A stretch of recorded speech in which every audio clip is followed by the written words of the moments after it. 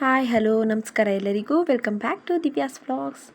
ಎಲ್ಲರೂ ಹೇಗಿದ್ದೀರಾ? ಎಲ್ಲರೂ ಚೆನ್ನಾಗಿದ್ದೀರಾ ಅಂತ ಭಾವಿಸ್ತಾ ಇವತ್ತಿನ ರೆಸಿಪಿನ ತೋರಿಸ್ತಾ ಇದ್ದೀನಿ. ನೋಡೋಕ್ಕಿಂತ ಮೊದಲು ಇನ್ನೂ ನನ್ನ ಚಾನಲ್ಗೆ ಯಾರು ಸಬ್ಸ್ಕ್ರೈಬ್ ಮಾಡಿಲ್ಲ ಪ್ಲೀಸ್ ಸಬ್ಸ್ಕ್ರೈಬ್ ಮಾಡಿ ಅಂತ ಹೇಳ್ತಾ ಮತ್ತು ಪಕ್ಕದಲ್ಲಿರುವ ಬೆಲ್ ಐಕಾನ್ ಕೂಡ ಕ್ಲಿಕ್ ಮಾಡಿ. ಇವತ್ತಿನ ರೆಸಿಪಿ ಬಂದುಬಿಟ್ಟು ನೋಡ್ತಾ ಇದ್ದೀರಲ್ಲ, ಸೋಯಾಬೀನ್ಸ್ ಮಸಾಲ ಕರಿ. ಇದಕ್ಕೆ ನಾನು ಮೊದಲು ಇಲ್ಲಿ ಒಂದು ಜಾರ್ ತೊಗೊಂಡಿದ್ದೀನಿ.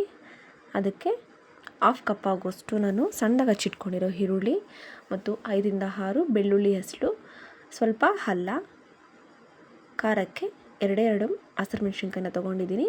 ನೆಕ್ಸ್ಟ್ ಇಲ್ಲಿ ನಾನು 1/2 ಟೇಬಲ್ ಸ್ಪೂನಷ್ಟು ಕಾಳು ಮೆಣಸು, 1/2 ಟೇಬಲ್ ಸ್ಪೂನಷ್ಟು ಸೋಂಪು ಮತ್ತು ಒಂದು ಸಣ್ಣದ ಚಕ್ಕೆ, 4 ಲವಂಗ ತೊಗೊಂಡಿದ್ದೀನಿ. ಮತ್ತು ಇಲ್ಲಿ 2 ಹಣ್ಣಾಗಿರೋ ಟೊಮೆಟೊ ತೊಗೊಂಡಿದ್ದೀನಿ. ಹುಳಿ ಇರಬಾರ್ದು ನೋಡಿ, ಹಣ್ಣಾಗಿದ್ದರೆ ಚೆನ್ನಾಗಿರುತ್ತೆ. ಇಲ್ಲಿ ನಾನು 1 ಟೇಬಲ್ ಸ್ಪೂನಷ್ಟು ಗೋಡಂಬಿ ಮತ್ತು ಸ್ವಲ್ಪ ಕೊತ್ತಂಬರಿ ಹಾಕ್ಕೊಂಡಿದ್ದೀನಿ. ಎಲ್ಲವನ್ನು ನೀರು ಹಾಕ್ಕೊಂಡು ಚೆನ್ನಾಗಿ ಪೇಸ್ಟ್ ಮಾಡ್ಕೋಬೇಕು. ಸ್ವಲ್ಪನೇ ನೀರು ಹಾಕ್ಕೊಂಡು ಚೆನ್ನಾಗಿ ಪೇಸ್ಟ್ ಮಾಡ್ಕೊಳ್ಳಿ. ಈ ಥರ ಆಗಿದೆ ನೋಡಿ. ತುಂಬ ತರಿಯಾಗಿ ಏನು ಬೇಡ, ತುಂಬ ಚೆನ್ನಾಗಿ ಪೇಸ್ಟ್ ಆಗಿರಬೇಕು. ಆಗ ನಾವು ಮಸಾಲ ಹಾಕಿರ್ತೀವಲ್ವ ಎಲ್ಲ ಚೆನ್ನಾಗಿ ಮಿಕ್ಸ್ ಆಗುತ್ತೆ. ಈಗ ನೆಕ್ಸ್ಟ್ ಪ್ರೊಸೆಸ್, ಒಂದು ಸಣ್ಣ ಬಟ್ಲ ತೊಗೊಂಡಿದ್ದೀನಿ ನಾನಿಲ್ಲಿ. ಅದಕ್ಕೆ ನಾನು ಕಾಯಿಸಿರುವಂಥ ನೀರು ಹಾಕಿದ್ದೀನಿ. ಸ್ವಲ್ಪ ಉಗುರು ಬೆಚ್ಚ ನೀರಲ್ಲ, ಸ್ವಲ್ಪ ಚೆನ್ನಾಗಿ ಕಾಸಿರ್ರಿ.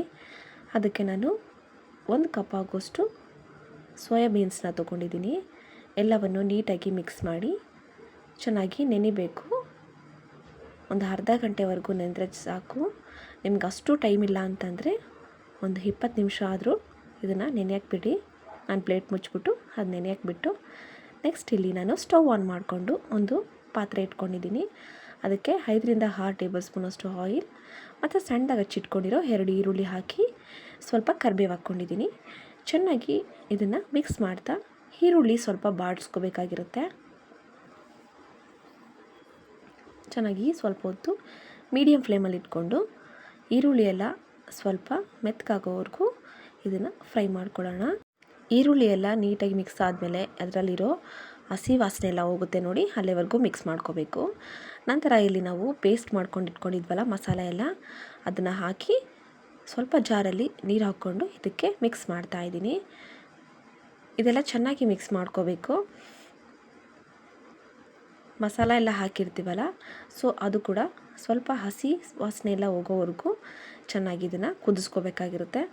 ನಾನು ಇದನ್ನು ಏನಿಲ್ಲ ಅಂತಂದರೂ ಒಂದು 20ರಿಂದ 15 ನಿಮಿಷದವರೆಗೂ ನಾನು ಇದನ್ನು ಬಾಯ್ಲ್ ಮಾಡ್ಕೊಂಡಿದ್ದೆ.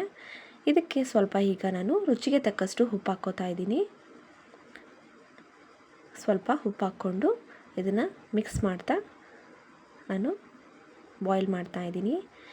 ಈಗ ನೆಕ್ಸ್ಟ್ ನಾವು ಮೊದಲಿಗೆ ನಾವು ನೆನಿಟ್ಟಿದ್ವಲ್ಲ ಸೋಯಾಬೀನ್ಸ್ನ, ಈಗ ನೋಡಿಸ್ತಿರೋ ಹಾಗೆ ನಾನು ಈ ಥರ ಎಲ್ಲ ಸ್ಕ್ವಿಝ್ ಮಾಡಬೇಕು.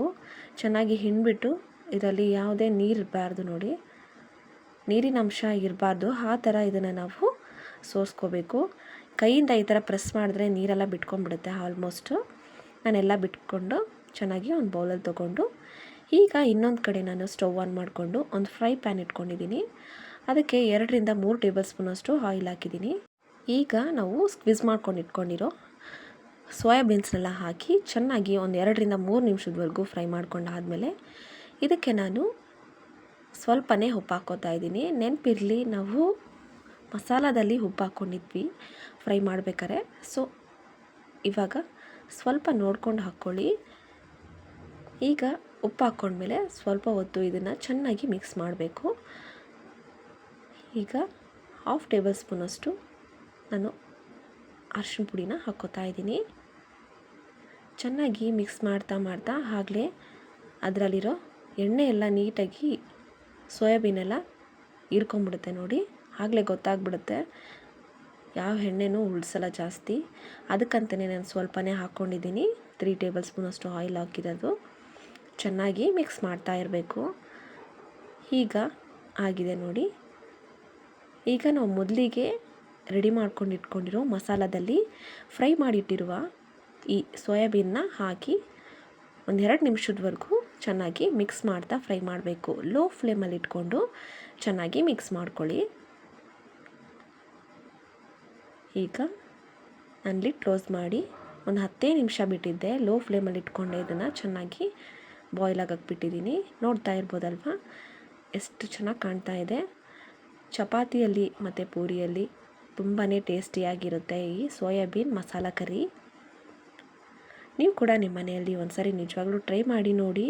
ಮನೆಯಲ್ಲಿರುವ ಎಲ್ಲರೂ ಇಷ್ಟಪಟ್ಟು ತಿಂತಾರೆ.